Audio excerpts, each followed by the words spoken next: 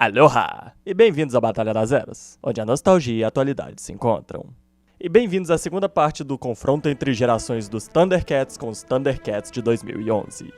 No vídeo anterior vimos sobre as aberturas e a história de cada versão. E agora falaremos sobre os personagens, os vilões, e aí faremos as considerações finais. Então, sem mais delongas, continuemos a batalha!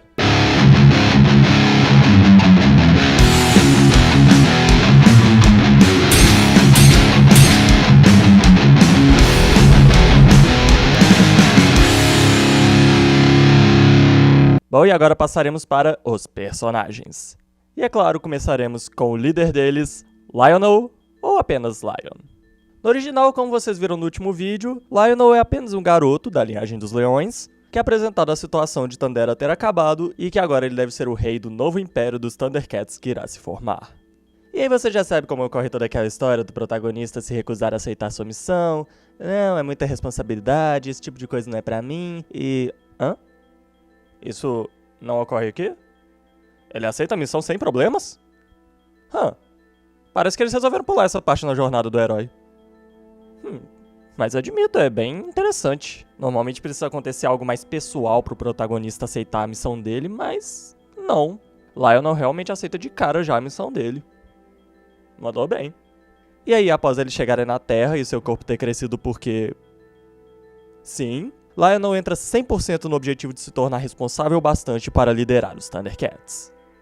Já na versão de 2011, Lionel é um jovem adulto que não parece ter levado muito a sério a ideia de sua liderança por causa de sua forma de agir e de ver as coisas. Isso inclusive pelo seu pai, o rei, e o seu irmão. Mas após o rei ser morto e o reino cair, Jago declara como novo rei, e agora Lionel segue com os remanescentes de Thundera para derrotar Mum-Ra, além de outros objetivos que vão se moldando com o passar dessa jornada. E assim, no original eu admito que é um pouco estranho o crescimento que deram pro Lionel. Que ele começa como essa criança e no mesmo episódio já passa a ter um corpo de adulto. Mas é colocado que ele ainda é uma criança. Mesmo assim, a forma como ele age, como ele aceita bem sua responsabilidade, por mais que ele já tenha aceitado no início, e como quando as lições são passadas ele aprende com elas, acaba tirando um pouco essa ideia. Por mais que em algum momento uma criança aceite um objetivo grande, quando vem a responsabilidade de todos os sacrifícios que vem com isso, normalmente a criança fica duvidosa se vai continuar ou não com isso. Mas Lionel sempre se mantém muito firme, como um adulto, nunca querendo deixar tudo isso que ele tá tendo agora de lado e voltar a ser só uma criança. E assim, eu acredito que se encaixa bem no objetivo do desenho, dele ser um modelo para as crianças, mas ainda assim não é tão relacionável.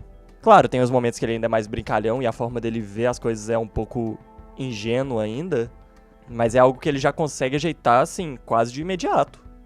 Mas ainda assim, ele consegue ser bem carismático e é legal de acompanhar ele. Ele consegue ser bem divertido e interessante. Já na versão de 2011, temos um rapaz sonhador que não é muito levado a sério por causa de suas ideias esperançosas e constantemente sendo colocadas dúvidas sobre sua liderança.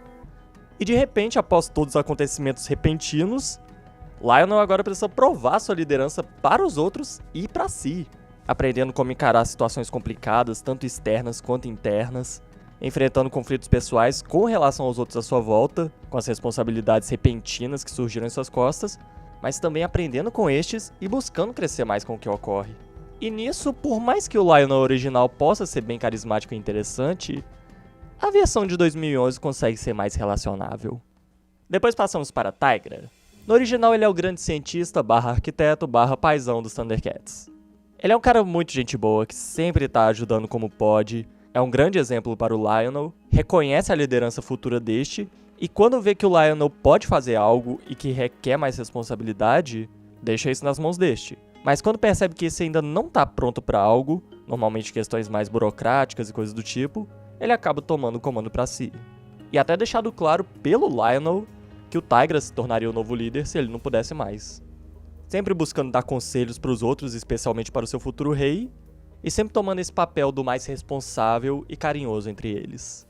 Está armado constantemente com seu chicote, que inclusive pode deixá-lo invisível, e no geral é um cara muito gentil, tem um bom jeito de se comunicar, e traz uma sensação muito boa para quem está acompanhando. Já na versão de 2011, Tigra pra mim é um exemplo de que nem sempre adicionar mais coisas ao seu personagem é melhor. Nessa versão, o Tiger é o irmão mais velho adotivo do Lionel, e que aqui mostra um jeito mais metido, arrogante, boa pinta e... Sendo sincero, ele se tornou muito babaca nessa versão. E a personalidade dele, enquanto eu assistia, às vezes essa não parecia se encaixar consigo mesma. Em alguns momentos ele mostra que estaria feliz em tirar a coroa do seu irmão e tomar a liderança pra si. Outros ele parece estar de bem com o Lionel sendo o novo rei. E outros ele até parece não ligar tanto pra isso, o que me deixa confuso. Mas a pior parte é que ele é muito desagradável. A ponto de que quando ele se dá bem, eu quase não me importo. Apenas com exceção de uma cena quando ele ainda era criança. E quando ele resolve fazer algo bom pro Lionel, eu não engulo. E principalmente a relação dos dois. Que pelo visto, o objetivo dessa série é mostrar que o relacionamento conturbado entre esses dois é uma história de dois lados. Que o Lionel tem motivos pra ver o Tigra como alguém ruim na vida dele, e o Tigra tem motivos pra ver o Lionel como alguém ruim na vida dele. E em boa parte entendemos bem o porquê do Lionel se sentir assim. Mas em quase nenhum momento vemos o porquê do Tigra se sentir assim. Do porquê ele ser como é. Sim, bem mais pra frente temos uma explicação do porquê ele é desse jeito com seu irmão. Mas parece muito mais uma daquelas histórias de origem de vilão em que você fica... Ok, eu compreendo agora do porquê você é assim, mas eu ainda não concordo e isso não te desculpa pelo que você já fez e como agiu até agora. E você deveria mudar. A ponto de que tem um episódio que ele toma algo que ele fica mais bobão e meio afetuoso, que eu sinceramente prefiro ele assim. Mas no geral, assim, ele é de boas quando ele resolve ser, o problema é ele resolver ser, e tem alguns momentos que ele consegue ser legal. Ele também, além do chicote, possui uma arma de laser, o que ajuda em alguns momentos a longa distância, mas no geral, por mais complexo que esse possa ser, o paizão gente boa me agrada muito mais. E agora passamos para a velocista do grupo, Chitara. No original ela tem esse jeito mais brincalhona, meio metidinha, só que mais voltado para incomodar os adversários mesmo. Gosta de exibir sua velocidade de vez em quando, principalmente em lutas. Além de que mais pra frente também mostra ela ter habilidades psíquicas, mas que evita usar pelas possíveis consequências. Usa um bastão como arma, este que pode crescer ou diminuir. E no geral, se juntando ao Tigra, ela é como se fosse uma mãezona para os jovens, dando conselhos, ajudando, às vezes precisando dar broncas, mas sempre preocupada e buscando o melhor para os outros. Já na série de 2011, Chitara deixa de lado um pouco esse jeito mais mãezona e acaba, no meio dessa turma, sendo a personagem que traz esperança aos outros, tentando confortá-los, ajudá-los e buscando o melhor deles. Aqui ela começa como membro do clero, sendo treinada pelo próprio Jaga, e que acaba que mesmo ela tentando ser um dos adultos mais responsáveis do grupo, de vez em quando ela acaba resolvendo participar de alguma brincadeira ou desafio, principalmente que envolva velocidade. Que aqui ela não apenas parece gostar de exibir de vez em quando, como até mostra se orgulhar disso. Além de que também aqui nessa série mostra um triângulo amoroso entre ela, o Tigra e o Lionel. Agora qual dos dois ela escolherá, fica pra você assistir. E assim, por mais que a Chitara na versão de 2011 possa parecer mostrar mais coisas que a original, no final das contas nas duas séries elas parecem se encontrar na mesma situação. São personagens bem interessantes, que fazem bem o seu papel, mas as duas poderiam acabar tendo mais foco. Passamos então para Pantro.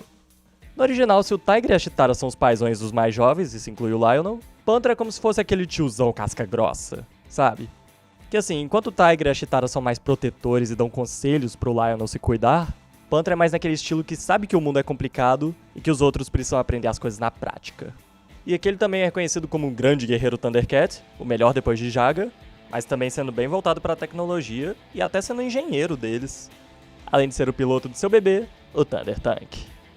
Ele consegue ser mais ríspido na forma de falar, mas ainda assim se mostra muito gente boa. Com certeza ele é um dos meus favoritos no original. Ele usa um nunchaku. E quanto à versão de 2011, aqui ele também é conhecido como um grande general Thundercat, além de também ter a primeira aparição mais épica de um personagem por aí.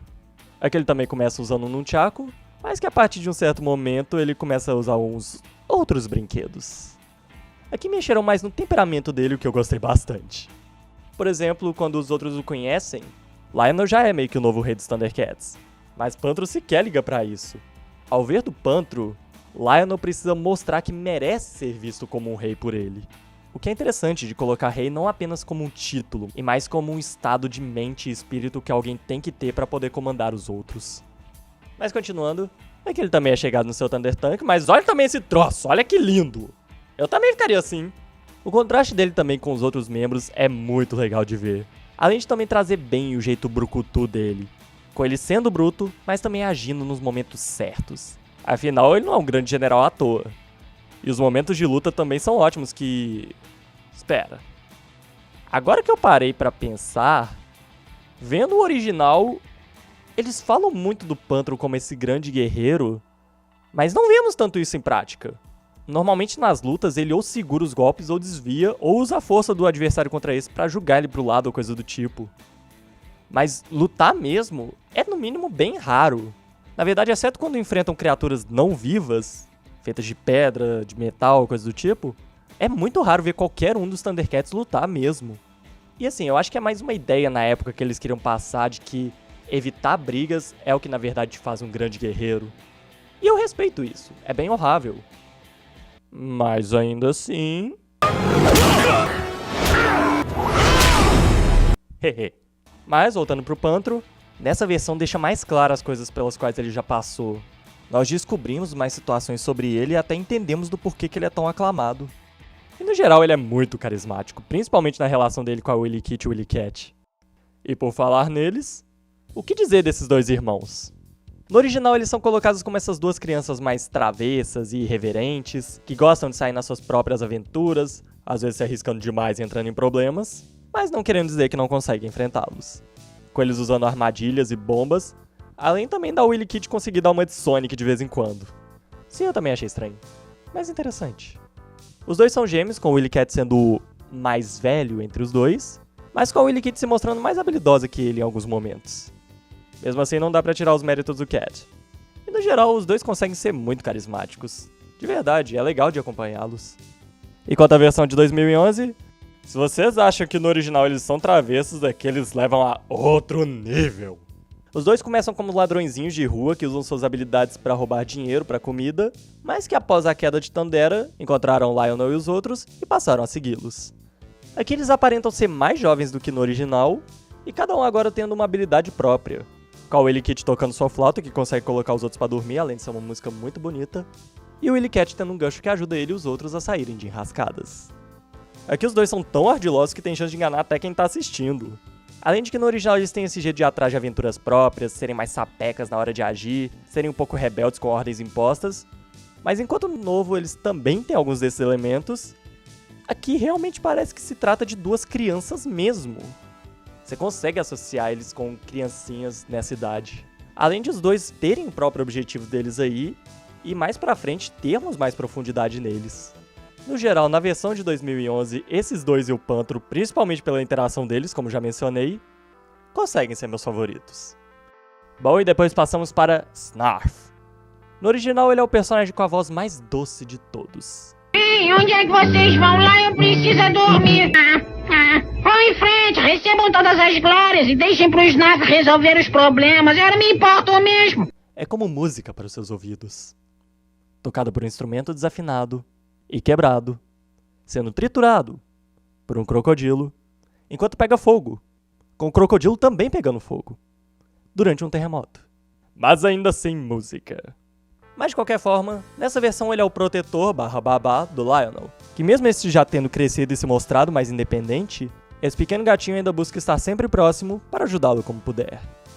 Snarf, que não é exatamente seu nome, mesmo conseguindo ser meio irritante às vezes, surpreendentemente, ainda consegue ser bem útil para o time de diversas formas, se mostrando um importante membro, além do jeito super protetor e meio reclamão dele, consegue ser bem engraçado em alguns momentos. Já na versão de 2011, Snarf mudou um pouquinho. Aqui ele é mais um bichinho de estimação do Lionel. Primeiro, ele não fala mais, que Deus seja louvado, mas que mantém no geral um jeito bem animalesco, com o aspecto mais humano dele sendo o que ele entende que os outros falam. Mas na minha opinião, ele é um ótimo companheiro animal, não consegue se tornar irritante e consegue se mostrar útil de vez em quando. Na verdade, tem vários aspectos dele que eu gostei aqui. Primeiro, ele é legal de acompanhar. Segundo, não focam nele desnecessariamente. E terceiro, ele consegue ser bonitinho, divertido e até bem engraçado. Mas realmente não sei se ele consegue se mostrar tão útil quanto o original. Nisso então, eu acho que cada um deles tem algo de interessante a apresentar. E também não podemos esquecer do grande mentor, Jaga. Nas duas versões ele é um antigo lendário guerreiro Thundercat, que acaba se tornando uma espécie de mentor para o Lionel, além de também ser bem respeitado por todos os outros. No original ele acaba meio que se tornando uma figura paterna para o Lionel, você percebe o carinho e respeito que o garoto tem por ele, e que é recíproco, E que depois, como você sabe, ele acaba morrendo no primeiro episódio, não é spoiler, e depois acaba aparecendo mais pro Lionel como uma espécie de fantasma para dar conselhos para ele. Às vezes aparecendo só pra isso, outras vezes batendo um papinho rápido com o jovem líder, mostrando mais personalidade, e às vezes uma ou outra ele até pode se mostrar um pouco duro demais. Mas de verdade, pelo que eu vi, é grande minoria. No geral, acaba se tornando um bom mentor, e às vezes até traz umas surpresinhas em suas aparições. Já na versão de 2011, ele é colocado como membro do clero de Tandera, na verdade o líder deste, mas ainda sendo bem a mesma coisa que expliquei no início sobre ele. O que mais muda é, primeiro, a relação dele com Lionel, que não se torna mais algo paterno, e o Jaga se mostra mais um mentor mesmo, dando conselhos e tudo mais, mas você percebe que o Lionel respeita muito e confia bastante nele. Além de que você também percebe que o Jaga busca o melhor para esse rapaz, ajudando ele a se sentir melhor, enfrentar situações e até trazendo um outro momento engraçado entre os dois. Segundo, vemos também um pouco mais da relação dele com a Chitara, considerando que ele a treinou desde jovem, assim ela possuindo um grande respeito e admiração por ele também. E terceiro é como ele vai aparecendo mais pra frente para ajudar os outros Thundercats, principalmente o Jovem Rei, com os desafios que vão surgindo. No geral, entre todos, acho que o Jaga é o que mais se parece nas duas versões. E por último, eu gostaria de mencionar este porque, de certa forma, é meio que um personagem em si, e que ainda é de extrema importância de analisar aqui, que é a Espada Justiceira com o Olho de Tandera. Nas duas versões, a espada e o olho têm um mistério voltado para eles, formando este artefato que se mostra bem estranho, aparentando até ter vida própria, sendo inclusive uma das espadas mais famosas da história da cultura pop. No original, os pontos mais reconhecidos dela são a visão além do alcance, que permite que se encontre um Thundercat que precise de ajuda, e o sinal dos Thundercats, que permite o portador, o líder dos Thundercats, chamar os outros para ajudá-lo. Trazendo, acredito eu, a ideia de que a maior arma é o trabalho em equipe, a união, a ajuda dos outros, em vez de fazer as coisas pela força do seu punho. O que novamente eu respeito e admiro isso. Além de que também a espada vai mostrando outras habilidades com o passar do tempo, como gerar um escudo de energia, se esticar bastante e coisas do tipo. Mas, mesmo com tudo isso, a espada justiceira não dá tanto uma ideia desse artefato tão poderoso que os mutantes, Munra, entre outros, estão atrás. Não dá essa ideia épica de uma arma épica. Já a versão de 2011... Pois é, aqui a espada não chega a ser tão estilo Bombril quanto a original, mas no que ela faz, dá a segurança de que é uma espada bem poderosa, bem épica e que poderá ser de grande ajuda em batalha. Sim, acaba perdendo um pouco do objetivo que a anterior passava, mas esse novo objetivo até que também é bem legal, inclusive trazendo alguns elementos que a antiga trazia. Além disso, também temos a visão além do alcance, que no original mostra bem algum Thundercat precisando de ajuda, mas acaba que às vezes consegue ser bem específico a ajuda que o outro precisa, enquanto em outros momentos essa visão além do alcance poderia ter um pouco mais de alcance. Já no de 2011 deixa pouco claro o que é possível ver com o Olho de Tandera, o que na minha opinião deixa mais interessante, além do Lionel usar bem pouco, dando esse mistério e curiosidade do que será possível de ver. Além de que em alguns momentos o Lionel não consegue usar, dando toda uma ideia de que o portador não consegue usá-la de uma vez, mas que precisa estar preparado para conseguir ativar essas habilidades. E também apenas para mencionar temos a Manopla, que nas duas versões mostra bem as mesmas habilidades, só que a versão de 2011 mostra uma habilidade a mais que traz bastante ajuda.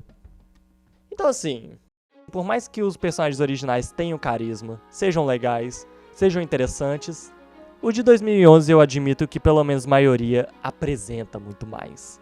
Você tem chance de conhecê-los mais, você se aprofunda na vida deles, deixando eles muito mais relacionáveis, interessantes, como eu disse na maioria, e bons de se acompanhar. Então vai um ponto pro de 2011.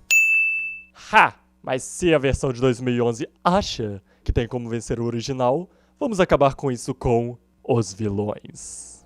Primeiro temos os vilões menores do desenho. Começaremos com Grun. No original, Grun foi um antigo grande guerreiro dos Thundercats, mas que por conta de sua ganância acabou traindo a sua própria raça, mas que Jaga o enfrentou e o baniu para o espaço. Grun vai parar no Terceiro Mundo, onde aparentemente ele morre. Digo isso porque ele aparece como esse fantasma amaldiçoado, causando terror a todos, incluindo os Thundercats. Aqui ele é um vilão rápido de apenas um episódio mesmo, pelo menos até onde eu vi. Então, por que eu tô falando sobre ele? Porque na versão de 2011 ele é o quê? Um grande guerreiro dos Thundercats, na verdade um general, que devido ao quê? Sua ganância, acabou se unindo a Munra, pelo que este prometeu, traindo sua própria raça, e se tornando um dos grandes generais do próprio Moon-Ha. Aqui, obviamente, temos muito mais profundidade nele, justamente ele aparecer muito mais. Além de também ele deixar bem a sua marca, com a filosofia de sacrificar qualquer coisa para conseguir o que busca, além dele ser muito traiçoeiro, e eu quero dizer muito. Depois passamos para o Escamoso. No original ele é de uma raça chamada Mutantes. Ele aparentemente está em um nível acima do exército dessa raça, tanto que no início ele aparece comandando todos os outros, mas depois de alguns infortúnios, acabou comandando menos de meia dúzia. Bem menos. Aqui ele faz mais o jeito cruel, ardiloso e rabugento, o que deixa até bem engraçado em algumas situações que ele é colocado. Já no de 2011 ele é da raça dos Lagartos, além de ser outro grande general de Moon-Ha, comandando seu exército formado pela raça dos Lagartos.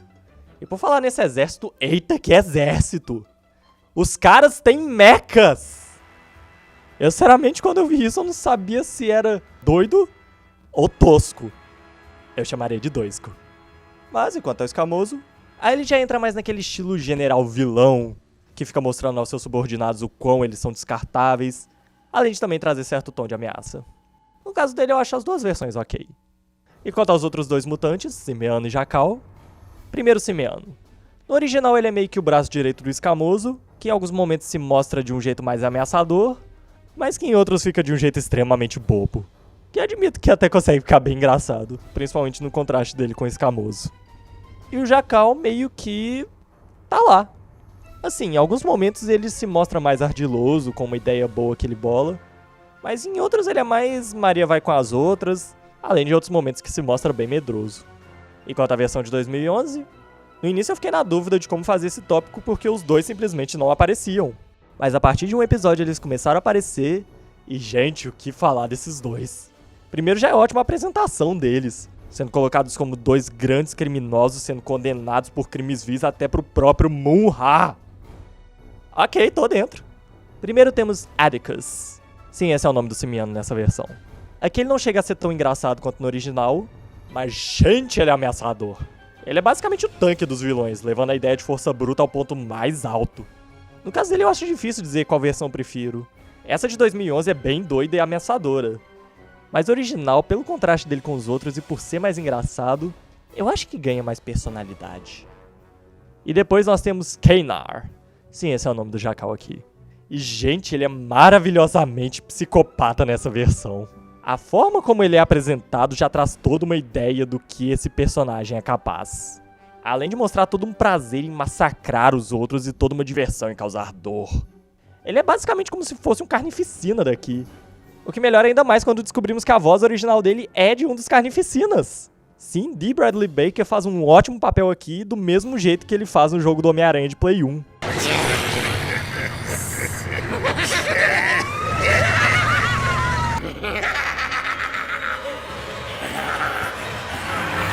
Doido, insano e totalmente imprevisível, essa versão com certeza supera a anterior. Mas é claro, o próximo temos que analisar como um ponto separado, pois não pode ser misturado com essa ralé de vilões menores. Estou falando, é claro, do grande vilão, Moon-Ha. E por onde eu começo? No original o conhecemos a partir do segundo episódio pela visão dos mutantes, sendo apresentado como essa múmia estranha e misteriosa, com toda uma aura obscura em volta dele. Este que tem a vontade de conseguir o olho de Tandera para ter poder o bastante para dominar o terceiro mundo e depois o universo! Sabe, típico desses vilões. A partir de então ele comanda os mutantes para se derrotarem os Thundercats, mas de vez em quando conseguindo ir ele mesmo atrás destes para fazer as coisas pelas próprias mãos, sempre usando mais de um dos seus perversos truques. E quanto à versão de 2011?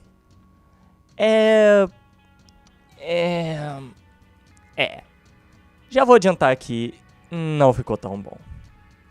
Moon-Ha foi um que eu esperava que ficasse melhor que o original, mas não conseguiu. Por quê? Vamos para alguns pontos que eu notei.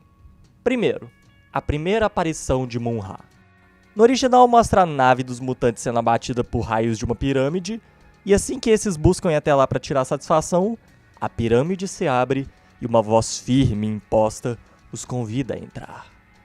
Seguindo por uma ambientação bem sinistra por dentro, eles chegam a esse sarcófago no centro, onde encontra esse ser misterioso que se apresenta apenas como Moon-Ha. já sabendo da busca desses seres, inclusive se mostrando bem antigo. E quando os mutantes pensam em colocar vantagens sobre Mun-Ra em relação ao que eles têm, Mun-Ra deixa claro quem é que manda. E os três então são colocados como seus subordinados à força. Nesse tempo que eu falei, ele já fez uma aparição misteriosa, mostrou postura, imposição e várias habilidades interessantes. Já no novo, também conhecemos ele a partir do segundo episódio, em que durante a invasão dos lagartos, o rei vê Pantro preso e, salvando a vida deste, Pantro pega uma adaga e o apunhala pelas costas, revelando em seguida ser o próprio Mun-Ra. E é essa a sua aparição.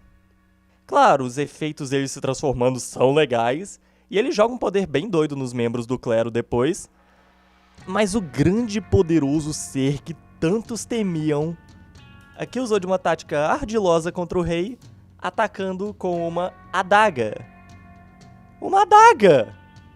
O primeiro grande golpe desse ser reconhecido por lendas e temido por tantos é apunhalar alguém pelas costas com uma adaga! A ideia do Mun-Ra era ser este com magias tão poderosas e imprevisíveis, e ele até mostra isso logo depois. Mas esse era o primeiro grande momento, e não deixa tão grande impacto. Segundo, a forma como ele se porta durante a série. No original, o Mun-Ra sempre tem uma postura desse ser velho bastante para conhecer coisas que mais ninguém conhece, mas ainda impõe muito com seu jeito de falar e aparecer, se comunicar. Sempre traz uma ideia de algo grande. E isso melhora com ele sequer sendo mencionado em alguns episódios, dando pra gente meio que falta dele. Além disso, ele também dá a ideia do vilão prometido aqui. Já falei disso sobre a Wuya no meu vídeo do duelo Shaolin, que são esses vilões que são colocados como tão grandiosos, mas que algo os impede de mostrar do que realmente são capazes. Mun-Ra aqui mostra que há uma grande limitação no que ele pode fazer, principalmente em relação àquele sarcófago, que mesmo quando ele se transforma, ainda não é todo o poder que ele poderia ter, além de ter o tempo limite até ele precisar se recarregar. Tudo isso nos dando vontade de saber do que Mun-Ra realmente é capaz. Já no de 2011, a própria forma do Mun-Ra agir, de se comportar, não o deixa naquele nível. Como ele se movimenta, como ele fala, não traz muita ideia de mistério nem de grande ameaça. A princípio eu nem sabia se ele era realmente aquele que estava por trás de tudo ou se apenas tinha juntado forças com os lagartos. Além disso, em mais de uma vez, os personagens já se encontraram em alguma situação onde Mun-Ra declarava que lá seus poderes eram ilimitados. E aí ele era derrotado, deixando expectativas bem altas, as quais ele não conseguia suprir. E terceiro, essa cena.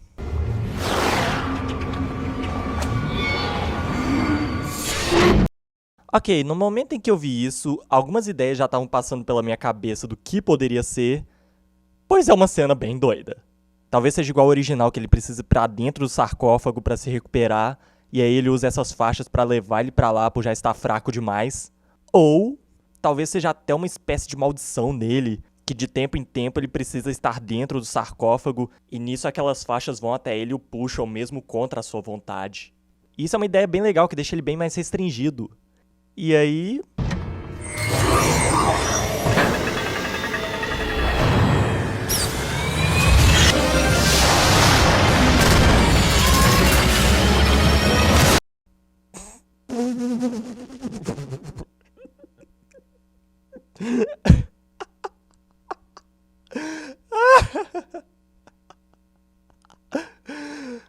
Olha, nem o original, com toda a comédia pastelona dos anos 80, considerou uma coisa dessas pra colocar. Provavelmente porque é uma ideia ridícula. E aí vem a série de 2011 e resolve colocar. E aí temos um grande ponto que eu acho que atrapalha muito esse vilão aí. Que assim, no Thundercats original, tudo o que tá presente lá que é além do que nós conhecemos, traz uma explicação bem lógica. Bom, no mínimo pra época. Tecnologia ou coisas do espaço, ou os dois. As armas, as naves, os transportes, tudo isso é tecnologia. Os Thundercats, os mutantes, seres de outros planetas. Tudo é bem explicável, menos uma coisa. Meio que duas. a espada justiceira e o olho de Tandera.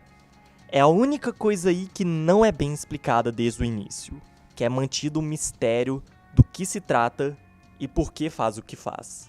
Algo que não é tão tangível, algo que pode até entrar na área da magia.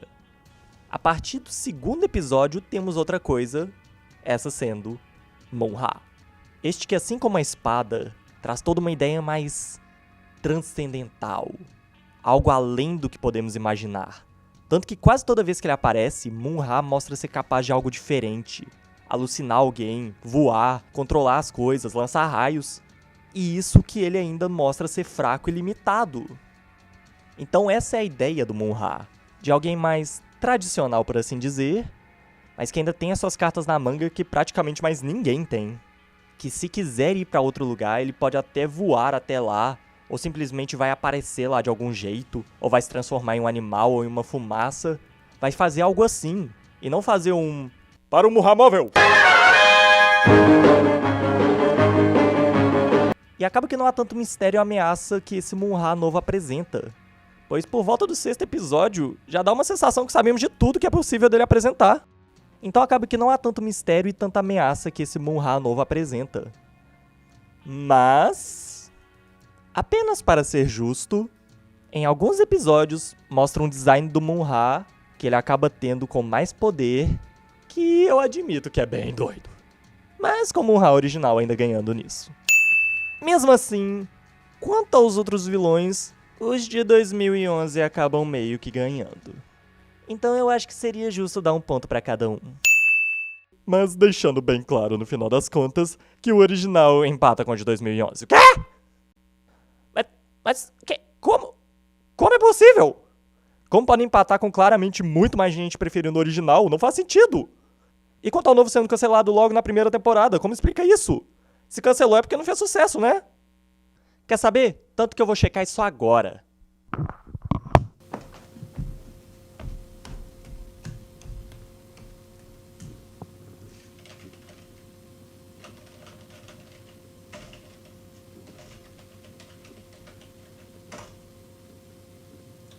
Oh. Oh. Oh. Oh.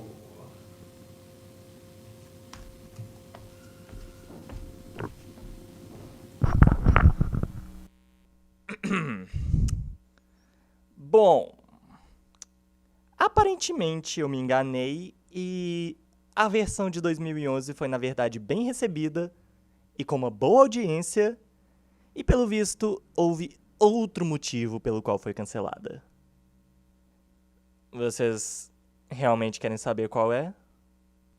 Bom, aparentemente a versão de 2011 foi cancelada porque não vendeu brinquedos o bastante. Pois é, esse foi o grande motivo.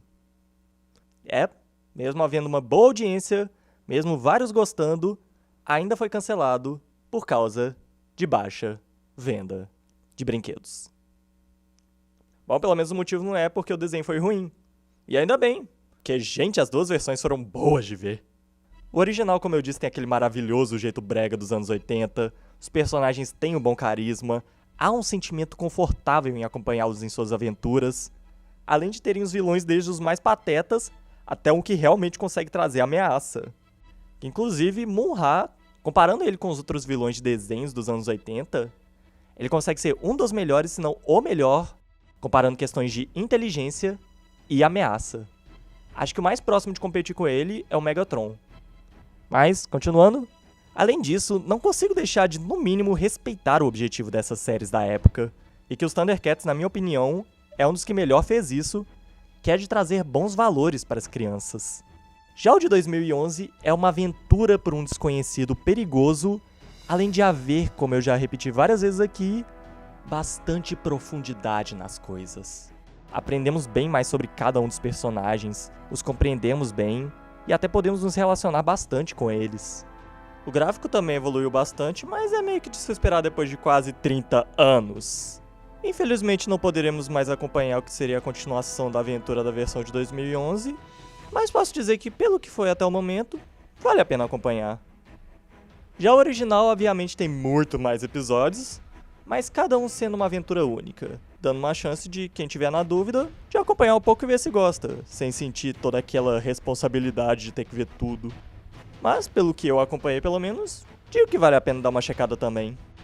Seja rindo dos clichês da época, seja vendo as lições que eles passam, ou seja acompanhando umas aventuras que conseguem ser bem interessantes, principalmente levando em conta a limitação da época. De qualquer forma, pra mim, as duas versões trazem ótimas ideias, por mais diferentes que sejam, e nas duas você consegue sentir a definição dos Thundercats com sua justiça, verdade, honra e lealdade. Bom, então é isso, espero que tenham gostado, não esqueça de avaliar, comentem, sugiram novos desenhos para enfrentarem seus reboots, se inscrevam no canal para novidades, curtam a nossa página do Facebook, tá na descrição, e até a próxima. Eu sou o John Juiz das Eras, e aloha!